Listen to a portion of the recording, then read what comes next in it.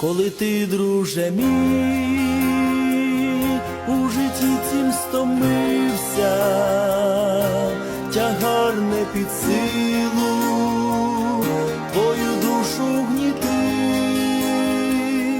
під важким ярмом безнадійно схилився, і падають сльози, і серце болить. Іди до Христа, іди, не вагайся, Він дасть вічне життя, і спасіння, і щастя.